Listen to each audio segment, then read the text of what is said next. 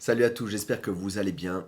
Dans cette vidéo, je vais vous parler des 5 choses à ne pas faire dans une salle de sport de combat ou d'arts martiaux.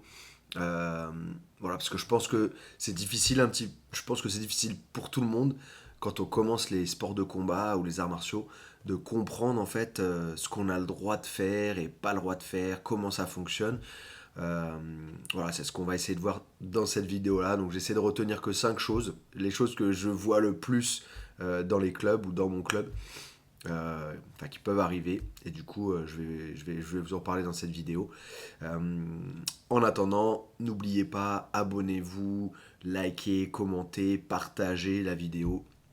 Ça donne toujours de la force à mon travail et ça motive à continuer à produire du contenu pour vous.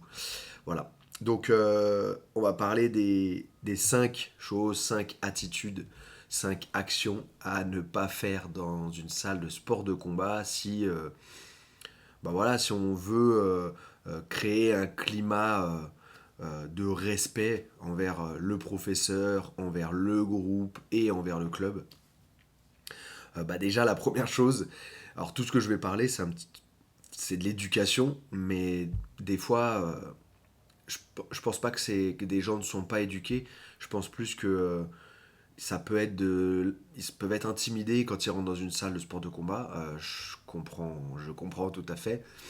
Ils peuvent aussi il peut y avoir un petit peu d'ego.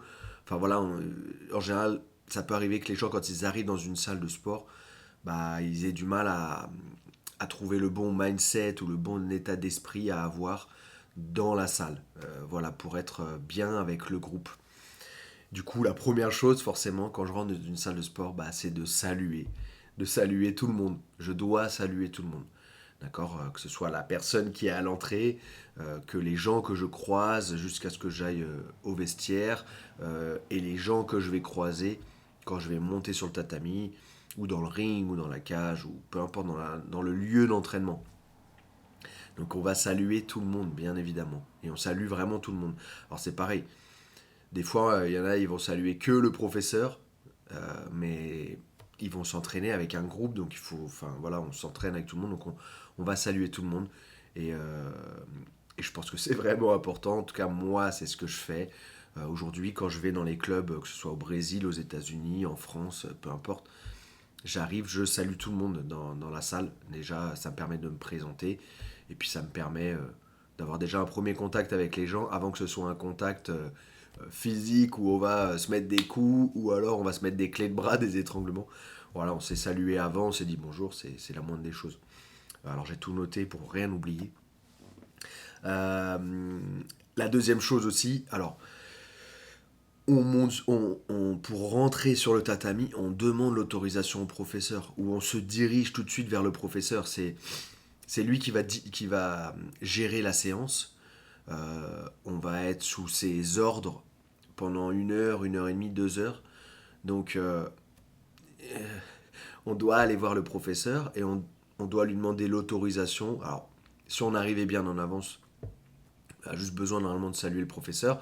Si jamais c'est notre premier cours, que ce soit un cours d'essai, que ce soit un cours où je viens visiter le club, on se présente, on arrive, on va voir le professeur et on se présente et puis on peut dire aussi, bah voilà, si on, voilà, bonjour, je m'appelle Nicolas, je viens faire mon cours d'essai, ça va être vous le professeur. Bon, bah très bien, enchanté. J'espère, enfin voilà, je vais faire tout ce que je peux pour que ça se passe bien, etc. etc. Pas hésiter à dire un petit peu aussi ce que vous avez déjà pratiqué dans votre vie. Vous êtes en condition, pas en condition. Enfin, si vous avez condition physique, donc si vous avez du cardio, si vous êtes en entraînement constant ou pas. C'est quand même important. Des fois, avec le monde, le professeur, il a du mal à. Voilà, si on a 30, 35, 40, 45 personnes, 50 personnes à gérer, bah, peut-être que de lui-même, il ne viendra pas vers vous. Alors, c'est son travail aussi d'aller vous voir, de discuter avec vous et de demander. Voilà, c'est votre cours d'essai, vous avez eu des antécédents, vous avez une expérience, etc. Mais des fois, il y a tellement de choses à faire pour un professeur qu'il ne va pas faire ça. Euh, Donc n'hésitez pas à lui faciliter la tâche et à vous-même aller le voir, d'accord, pour vous présenter. Euh, Bien évidemment, j'arrive en avance. J'arrive pas en retard. Si j'arrive en retard, je dois demander l'autorisation au professeur de monter sur le tatami et l'autorisation de participer au cours. C'est normal. C'est pas, on va dire le crous ou, enfin voilà, c'est pas à la fac quoi. C'est pas j'arrive, je consomme, je m'en vais. Non, c'est si vous voulez créer un climat de confiance, un climat de respect avec votre professeur et votre groupe, ce qui va favoriser votre apprentissage, bah, soyez respectueux, essayez d'arriver tout le temps en avance. Alors moi, j'ai des soucis avec les horaires, donc j'essaye malgré tout d'arriver à l'heure et en avance. Euh, donc je comprends ce que c'est des fois. Enfin, je comprends. En vrai, il n'y a pas grand-chose à comprendre. C'est on arrive en retard, on arrive en retard. Donc arrivez en avance. En plus, ça vous permet de vous mettre en état, enfin voilà, de vous concentrer et de préparer mentalement la séance. Plutôt que d'arriver dans le stress, on arrive sur le tatami, c'est pas bon, on va pas être dans les bonnes conditions pour apprendre. Donc arrivez bien en avance, et si jamais vous arrivez en retard, demandez l'autorisation pour monter sur le tatami. Vous ne dérangerez pas le prof, enfin, de quoi qu'il arrive, vous allez déranger le cours. Mais vaut mieux euh, être respectueux, demander si c'est toujours bon que vous pouvez monter sur le tatami, et si, euh, et si vous pouvez participer au cours, bien évidemment. Ok. Donc c'est important. Et ensuite, euh, et donc essayez d'arriver en avance. Et si jamais vous arrivez en retard, demandez l'autorisation au professeur. Ok, de monter sur le tatami et de participer au cours. Euh, Troisième chose, tout ça, ça paraît simple, mais c'est des choses que je vois énormément dans les clubs, donc je vous en parle quand même. La troisième chose, c'est ne pas écouter le professeur. Il faut éviter de faire ça. C'est si vous montez sur le tatami et que vous venez apprendre avec un professeur, vous devez écouter le professeur. C'est pas moi, ça m'a même moi, bon, qui ai des titres, qui suis ceinture noire, troisième dan de lutte à livrer, etc., etc. Il y a des gens qui viennent ou qui venaient sur mon tatami qui ne répétaient pas la technique que je montrais, qui répétaient leur propre technique ou qui disaient à leur partenaire non mais attends mais ça c'est vaut mieux qu'on répète ça, ça va être mieux pour nous, etc. Et c'est quelque chose enfin moi que je comprends pas de un et de deux. Vous n'allez pas créer un climat de respect et de confiance avec votre professeur. Si vous ne créez pas ce climat-là, bah, votre professeur, il n'aura pas d'envie de vous enseigner. Il va vous enseigner, voilà, comme à tout le monde, mais si vous ne le respectez pas, bah, il va pas prêter attention. Alors, des fois, il y en a, ils n'auront pas de patience, ils vont vous virer ou ils vont vous engueuler, mais il y en a d'autres, ils vont vous laisser faire et puis ils vont pas vous calculer, en fait. Donc, écoutez le professeur, essayez d'appliquer au maximum les consignes. Pareil, si vous êtes en boxe, ah, envoie ton jab, oh, bah, j'envoie mon jab. Je sais qu'il y a des fois dans la tête, on essaye de le faire, mais on n'y arrive pas. Mais malgré tout, le plus important, c'est quand même d'essayer. J'essaye d'écouter le professeur, d'échanger avec le professeur euh, pour, euh, pour créer un climat de confiance et un climat de respect. C'est vraiment, vraiment important de faire ça. Donc, on va mettre ça comme ça, hop. Euh, 1. Je salue tout le monde quand j'arrive au club. 2. Euh, je ne monte pas sur le tatami sans demander la permission. Et 3, je dois écouter les consignes du professeur. Ok, on en a 3. La quatrième, je dois venir avec la tenue adéquate. D'accord. Je dois venir avec la tenue adéquate au sport. Je ne peux pas venir. C'est pareil, ça montre un certain. Alors il y en a certains à tort, ils disent ouais mais moi je vais pas m'acheter la super belle tenue alors que je suis une merguez. Je comprends, il n'y a pas de problème. Maintenant, entre ne pas acheter la tenue, je sais pas, on va parler plutôt peut-être de kimono, ce sera plus facile.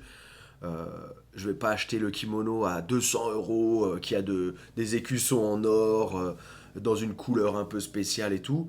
Par contre, au lieu d'aller acheter un kimono euh, pour faire du jiu-jitsu brésilien, un kimono de karaté qui va coûter 30 ou 40 euros, mais qui va se déchirer au bout de 3 entraînements, bah, je vais quand même aller mettre euh, je vais quand même prendre un budget, utiliser un budget quand même de 100 euros à peu près, peut-être 80, 90, 100 euros, voilà. On va fermer la fenêtre après. Pour acheter un kimono quoi. C'est vous commencez un sport de combat, si vous voulez le commencer dans les meilleures conditions possibles et vous donner toutes les chances de réussir et de continuer, je dois investir dans du bon matériel. On ne vous demande pas d'investir dans du matériel qui coûte les yeux de la tête ou dans le dernier matériel, dernier uniforme euh, anti-transpiration, enfin bon, bref, le truc qui coûte cher, il n'y a pas besoin, mais pas non plus d'aller chercher les premiers prix, quoi. Les premiers prix, très souvent, c'est pas de la bonne qualité. On va parler peut-être de gants aussi, gants de boxe. Combien de fois, alors je ne veux pas donner de marque parce que voilà, mais combien de fois des gens ils sont venus avec des gants de boxe qu'ils ont acheté 25 euros dans une grande enseigne. Les gants, au bout de un mois, ils sont tout. Enfin, déjà ils protègent pas vraiment. Nous, on demande faire de la boxe, on demande les 16 onces là. C'est le poids, mais ça reste des gants rembourrés, très rembourrés, qui vont protéger la personne qui a les gants et protéger le partenaire. D'accord. On demande ça, mais malgré tout, les gens ils vont acheter bon, soit de la moins bonne qualité, soit des gants qui sont pas adaptés à la pratique chez nous, ou ouais, des gants qui au bout de un mois, 2 mois, ils vont être enfin c'est même pas du cuir qui est dessus, je sais même pas comment on appelle ça, qui s'enlève, c'est pas bon. N'hésitez pas à investir un petit peu dans votre pratique. Investissez dans votre pratique et vous allez vous donner toutes les chances de réussir. C'est vraiment important. Et n'hésitez pas à demander conseil auprès de votre professeur aussi. Vous ne connaissez pas, vous ne savez pas ce qu'il faut acheter comme matériel, n'hésitez pas à demander à votre professeur ou par exemple si c'est au NR Fight Club, aux personnes qui sont à l'entrée, n'hésitez pas à demander quel matériel vous devez acheter. On a des petites vidéos aussi sur notre site internet où on explique un petit peu le matériel qu'il faut acheter. Voilà, n'hésitez pas, c'est important. Et pour terminer, donc j'en ai retenu juste 5, hein, d'accord. Et pour terminer, un truc qui est vraiment très énervant, c'est ne pas les gens qui ne nettoient pas ou qui rangent pas ce qu'ils ont utilisé. Ça c'est très énervant parce que ça veut dire que c'est le professeur qui va devoir ranger, alors que c'est pas à lui de ranger normalement. Si j'ai utilisé les gants par exemple, alors voilà c'est mon cours d'essai, je suis venu, j'ai récupéré les gants du club pour pouvoir faire mon cours d'essai. Bah après à la fin du cours les gants je les ai laissés traîner. Non, je respecte le professeur, je respecte l'endroit dans lequel je m'entraîne, peu importe le prix que je paye, peu importe l'abonnement que j'ai, je dois respecter l'endroit où je suis. Encore une fois, euh, l'idée c'est de commencer les sports de combat dans les meilleures conditions possibles pour pouvoir me donner la chance de réussir et de continuer. Ok. Et donc, si j'utilise quelque chose dans la salle, je dois le ranger, le remettre à sa place. Et si je salis quelque chose, je dois nettoyer. C'est moi qui dois nettoyer, c'est pas le professeur qui doit nettoyer ou quelqu'un d'autre. C'est moi-même. Exemple, ce qui arrive des fois en boxe ou même en lutte à livrer, c'est quelqu'un qui se prend un coup dans le nez et qui saigne. Un coup dans le nez ou je sais pas, ou des fois on a des plaies voilà, au sol quand on n'a pas l'habitude. On se brûle les coudes ou les genoux. Bah voilà, on peut mettre du sang à certains endroits du club. Bah, je demande au professeur, voilà, désolé, j'ai mis du sang, comment je peux nettoyer, où est-ce qu'ils sont les affaires pour nettoyer. C'est pas au professeur de nettoyer. Pareil, ça peut arriver, il y en a, ils vont aux toilettes, ils vont ou se moucher, ou voilà, dans le lavabo, où voilà, ils saignent, ils mettent du sang partout, et des fois ils nettoient pas, quoi. Donc franchement, derrière, nous en tant que professeur, ça nous donne pas envie de nous occuper spécialement de cette personne-là. Souvent, on parle de ça, de ce truc-là, de ah, il faut, comment le dire sans être vulgaire, ah, il faut cirer les pompes euh, de notre professeur pour qu'il s'occupe de nous. En fait, c'est pas cirer les pompes, c'est juste que le professeur, il souhaite avoir du respect, enfin être respecté, et puis, ne pas avoir à faire des choses qu'il ne doit pas faire normalement, quoi. Voilà. Donc, si vous respectez bien ces 5 points que j'ai retenus, euh, tout devrait bien se passer, en tout cas dans vos entraînements au club. Donc s'il y a d'autres choses qui vous viennent, alors encore une fois, c'était pour la vidéo, c'était que j'ai voulu en retenir que 5. J'ai plutôt parlé de ce qui se passe au début, donc arriver, se présenter, saluer tout le monde, enfin, voilà les trucs quand j'arrive dans le club. Mais n'hésitez pas, si vous avez des choses aussi que vous recommandez, mettez-les dans les commentaires. Euh, Ça pourra aider les gens qui commencent ces sports de combat.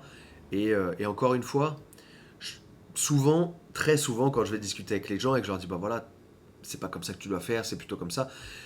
C'est pas une question d'éducation en général, c'est plutôt une question de ah, je voulais pas déranger, je voulais pas déranger le professeur, ou je voulais pas déranger le groupe,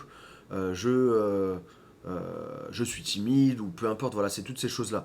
Choses que je comprends tout à fait, mais il y a des choses sur lesquelles vous devez faire un effort vraiment, saluer, la bonne tenue, etc., etc., quoi. Ok, donc c'est vraiment, vraiment important. J'espère que cette vidéo, elle vous a plu. N'hésitez pas encore une fois à liker, commenter, partager. Si vous avez d'autres idées, des choses, n'hésitez pas à les mettre dans les commentaires. Et puis, pour ma part, on se voit dans une prochaine vidéo. Merci à tous. Ossa!